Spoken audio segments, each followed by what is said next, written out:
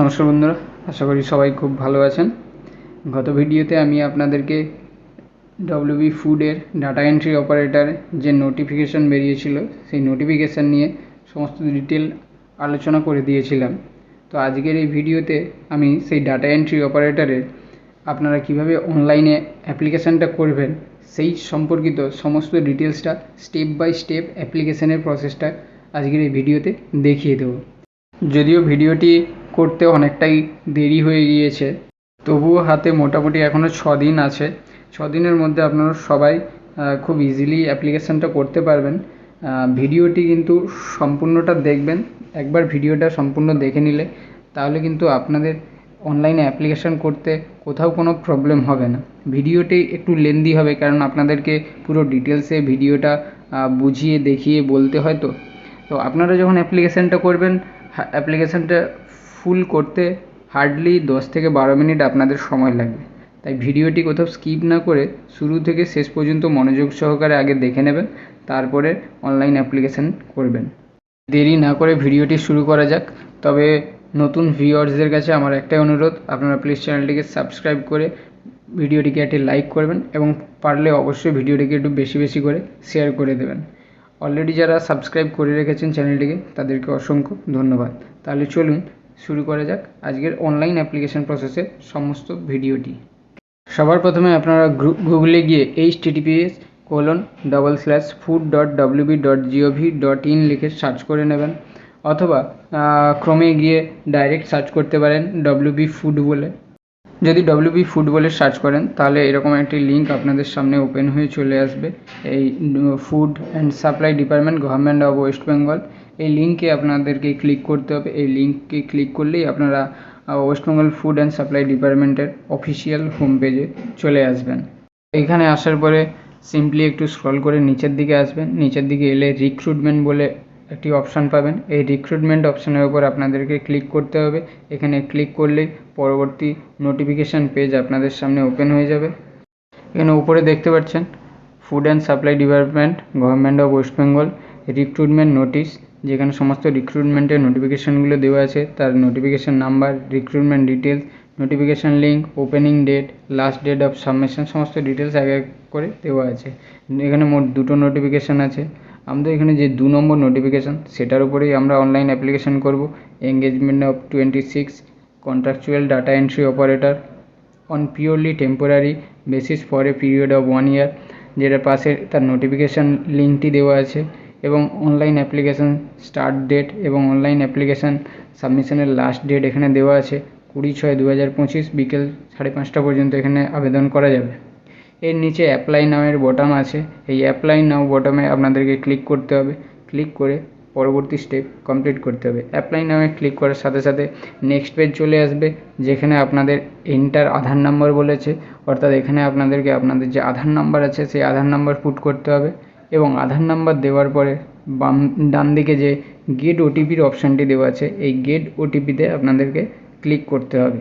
Gate ওটিপিতে click করার সাথে সাথে আপনাদের আধার রেজিস্টার মোবাইল নম্বরে 6 সংখ্যার একটি ওটিপি চলে যাবে। সেই ওটিপিটা এই এন্টার ওটিপির বক্সে দিয়ে দিতে হবে। দেওয়ার পরে এখানে ভেরিফাই আধার এই অপশানে ক্লিক করতে হবে। এই ভেরিফাই আধারে ক্লিক করলে আপনাদের আধারটি ভেরিফাইড হয়ে যাবে, এবং আপনাদের যে আধারে ফটো এবং নাম দেওয়া আছে সেটা এখানে কিন্তু শো হবে।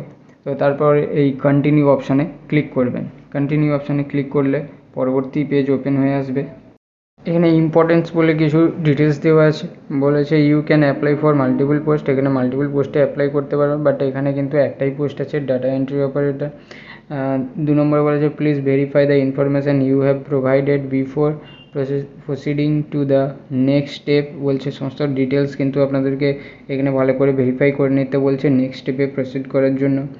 All educational documents should be in PDF format and less than 300 KB। এখানে কিন্তু আপনার যে এডুকেশনাল কোয়ালিফিকেশান আছে তার যে ডকুমেন্টস আছে সেগুলো কিন্তু পিডিএফ ফরম্যাটে 300 KBর মাপে এখানে আপলোড করতে হবে। You will need to upload work experience certificate. তোমাদের যদি ওয়ার্ক এক্সপিরিয়েন্স সার্টিফিকেট থেকে থাকে সেটাও কিন্তু এখানে পিডিএফ ফরম্যাটে 300 KB ফাইলে আপলোড করতে হবে, এবং photo signature should be upload in JPJ format and less than 300 KB। এবং ফটো এবং সিগনেচার যেটা আছে সেটাও কিন্তু এখানে আপলোড করতে হবে, সেটা কিন্তু জেপিজে ফরম্যাট এবং তার সাইজ 300 KB হতে হবে।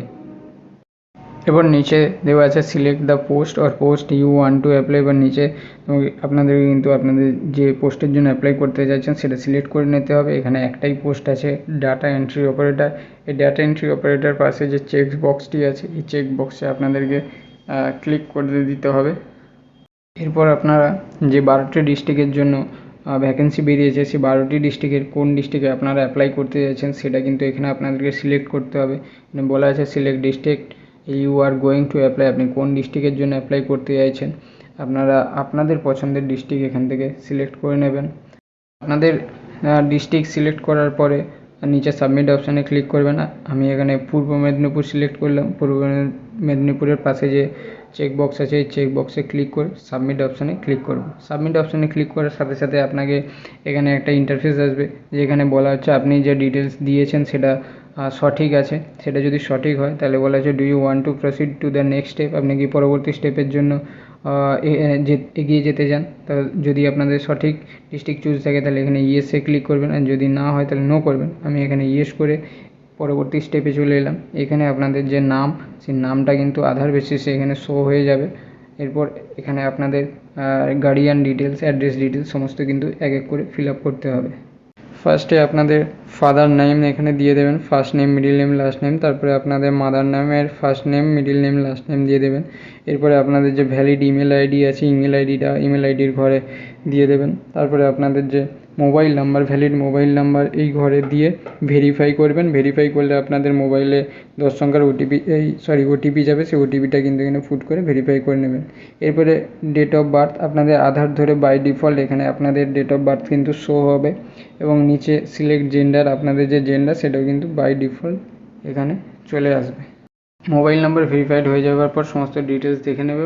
নিচে যে সাবমিট অপশান আছে সাবমিট অপশানের পরে ক্লিক করবেন। সাবমিটে ক্লিক করলে পরবর্তী ইন্টারফেস আপনার আসবে যেখানে আবার আপনাদেরকে জানতে চাইবে যে আপনারা যা ডিটেলস দিয়েছেন সেটা সমস্ত সঠিক। আপনি কোনো পরিবর্তন করতে চাইলে নো করে করতে পারেন, আদারওয়াইজ আপনি ইয়েস করবেন। ইয়েস করলে পরবর্তী পেজ চলে আসবে আপনাদের সামনে যেখানে আপনাদের প্রেজেন্ট অ্যাড্রেস জানতে চাওয়া হবে, এবং প্রেজেন্ট অ্যাড্রেস কিন্তু আপনাদের যে বর্তমান অ্যাড্রেস সেটা কিন্তু এখানে আপনাদেরকে ফিল আপ করতে হবে। অ্যাড্রেস লাইন 1-এ আপনাদের ভিলেজের নাম দিয়ে দেবেন, অ্যাড্রেস লাইন 2-তে আপনাদের পুলিশ স্টেশনের নাম দিয়ে দেবেন। এরপরে আপনাদের স্টেট সিলেক্ট করে নেবেন। স্টেট সিলেক্ট করার পরে আপনাদের যে ডিস্ট্রিক্ট সেই ডিস্ট্রিক্ট আপনারা এখান থেকে ড্রপ ডাউন মেনু থেকে সিলেক্ট করে নেবেন। তারপরে আপনাদের যে পোস্ট অফিস আছে সেই পোস্ট অফিস এখানে টাইপ করে দেবেন। এরপর নিচে আপনাদের যে পিনকোড আছে ভ্যালিড পিনকোড কিন্তু আপনাদেরকে এখানে দিয়ে দিতে হবে। সমস্ত অ্যাড্রেস ফিল আপ করার পরে একটু স্ক্রল করে উপরে এসে ডান দিকে দেখবেন পার্মানেন্ট অ্যাড্রেসের অপশান রয়েছে। এই পার্মানেন্ট অ্যাড্রেস যদি আপনাদের প্রেজেন্ট অ্যাড্রেসের সাথে সেম হয় তাহলে নিচে যে সেম অ্যাজ প্রেজেন্ট অ্যাড্রেস আছে এর পাশে যে চেক বক্স আছে এই চেক বক্সে ক্লিক করবেন এবং ওকে অপশানে ক্লিক করবেন। যদি আলাদা হয় তাহলে কিন্তু প্রেজেন্ট অ্যাড্রেসের ঘরেও আপনাদেরকে সমস্ত অ্যাড্রেসের ডিটেলসগুলো এক এক করে ফিল আপ করতে হবে। আমার ক্ষেত্রে প্রেজেন্ট অ্যাড্রেস এবং পার্মানেন্ট অ্যাড্রেস দুটোই সেম, তাই আমি এই সেম অ্যাজ প্রেজেন্ট অ্যাড্রেস এই অপশানে ক্লিক করে নেব। ক্লিক করার সাথে সাথে পার্মানেন্ট অ্যাড্রেসও ফিল আপ হয়ে যাবে। তারপর নিচে স্ক্রল করে এসে সাবমিট অপশানে ক্লিক করব। সাবমিট অপশানে ক্লিক করার সাথে সাথে সেম ডায়লগ বক্স আবার ওপেন হয়ে যাবে। এখানে আবার আপনারা যে ডিটেলস দিয়েছেন সেটা ঠিক আছে না ভুল আছে সেটা জানতে চাওয়া হয়েছে। তারপর এখানে সিম্পলি আবার ইয়েস নো অপশান রয়েছে। আপনারা এখানে যদি সমস্ত ডিটেলস ঠিক থাকে তাহলে ইয়েস করবেন, আদারওয়াইজ নো করবেন। এক্ষেত্রে আমার ক্ষেত্রে সমস্ত ডিটেলস ঠিক আছে তাই আমি ইয়েস অপশানে ক্লিক করলাম। ইয়েস অপশানে ক্লিক করার সাথে সাথে আপনাদের যে এডুকেশন কোয়ালিফিকেশান পেজ কিন্তু এখানে চলে আসবে।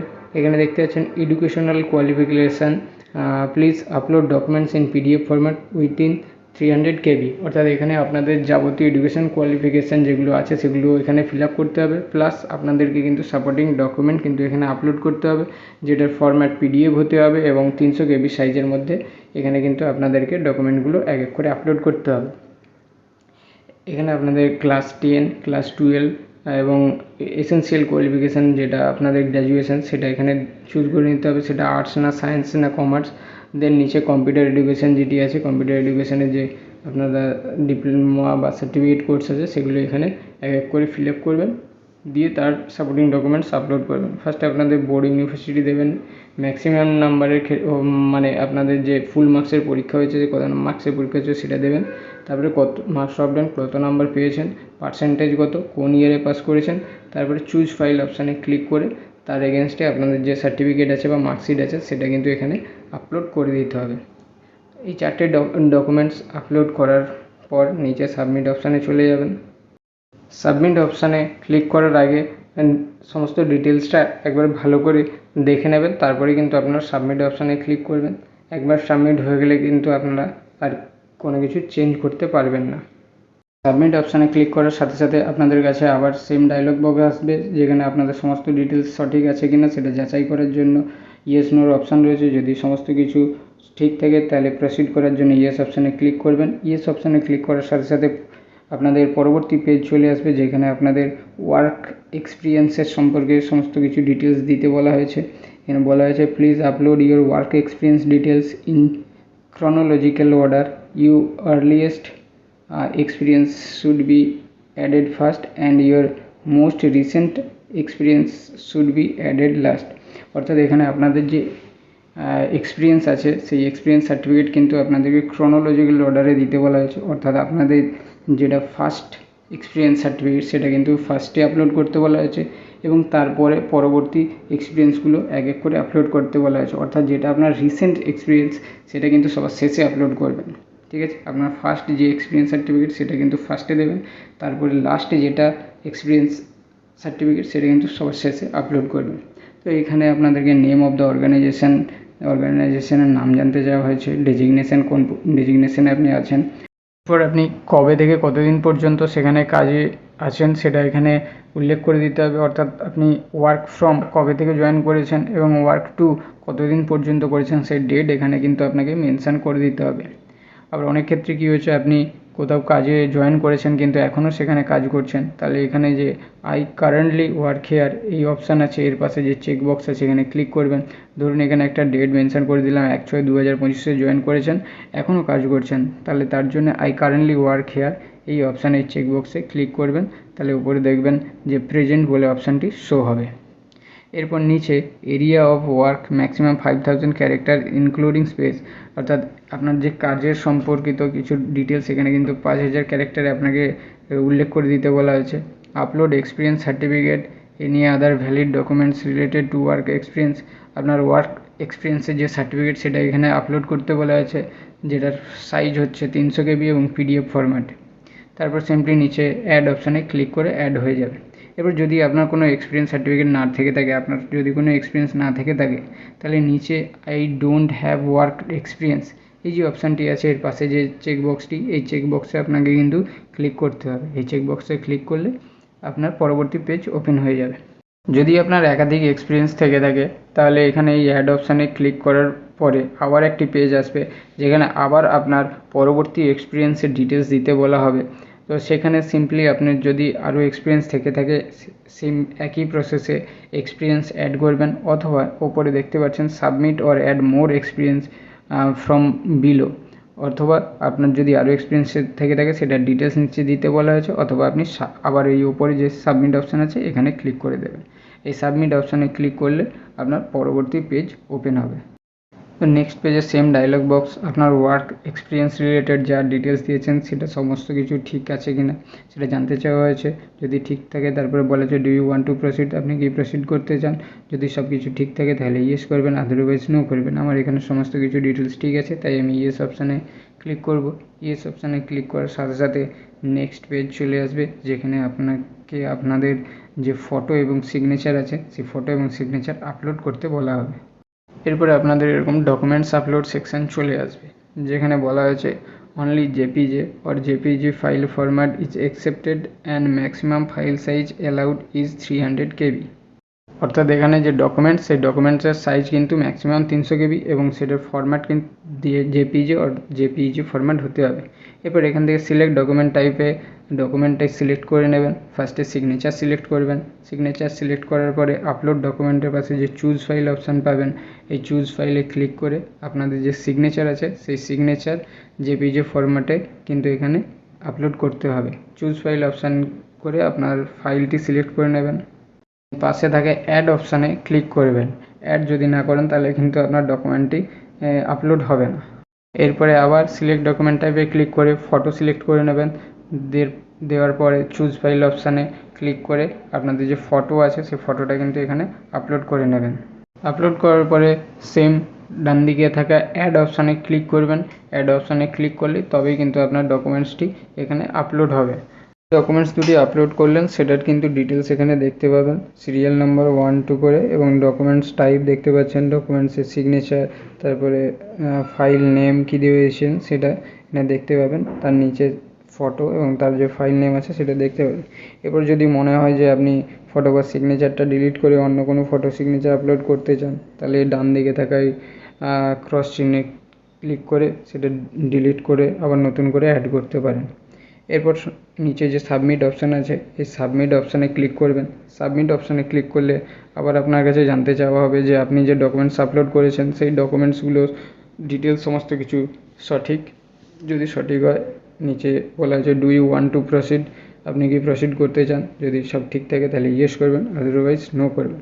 আমার এখানে সমস্ত ডিটেলস ঠিক আছে তাই আমি ইয়েস অপশানে ক্লিক করলাম। ইয়েস অপশানে ক্লিক করার সাথে সাথে আপনার যে অ্যাপ্লিকেশান সেটি সাকসেসফুলি সাবমিট হয়েছে সেটা কিন্তু এখানে শো হয়ে যাবে।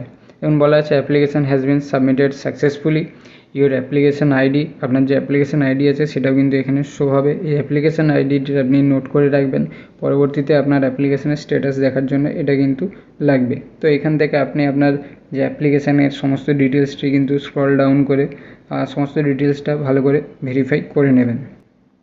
এখানে বাম দিকে আপনি যাবতীয় যা ডিটেলস ফিল আপ করেছেন সবগুলোর পাশে কিন্তু গ্রিন টিক দেখতে পাবেন, এবং নিচের দিকে অ্যাপ্লিকেশান স্ট্যাটাস বলে একটি অপশান পাবেন।